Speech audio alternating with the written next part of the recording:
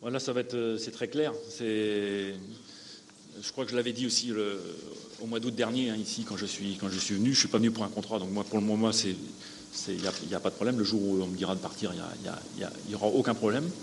Maintenant, je me suis investi complètement dans cette fonction et notamment, justement, pour le développement du football algérien. C'était aussi ce qui était prévu au départ, c'était que j'apporte mon expérience dans la définition d'une politique technique. Je pense que ça, c'est important pour une fédération. Moi, dans quelques temps, je ne serai plus là. Ce qu'il faut, c'est que la fédération ait un axe de travail, que toutes les sélections nationales travaillent sur un thème, et ce sera qu'à ce prix-là aussi que la formation va se développer. Alors, la fédération ne peut pas tout faire, parce que c'est aussi au niveau des clubs qu'il faut se développer, mais la fédération et mon rôle, c'est de donner une impulsion justement dans ce sens-là, c'est-à-dire de tracer une politique technique avec des objectifs tactiques, des objectifs de jeu qui soient précis et dans lesquels tout le monde se retrouve. Donc c'était à cette condition que j'ai rejoint aussi la sélection. C'était pas simplement la sélection, c'était bien sûr c'est mon principal boulot et comme tout sélectionneur, moi, je suis tributaire des résultats. Donc je vous dis si demain on me demande de partir avec le président, il y aura aucun problème. Je suis pas je suis complètement investi en tout cas dans cette mission et vous savez, pour bien faire son travail, il ne faut pas penser être ailleurs. Donc, pour le moment, j'ai pas de rêve d'ailleurs. Je suis complètement en Algérie. Mais si demain on me demande de partir, je vous dis, ce sera pas un problème. Ce que je voudrais, c'est laisser quelque chose en partant.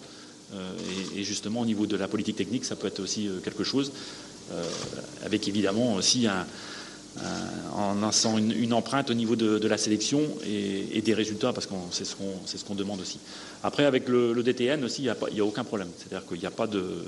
On va travailler en collaboration, donc je ne prends pas la place du DTN. Le DTN, Korichi reste DTN. Certainement, je donne une orientation technique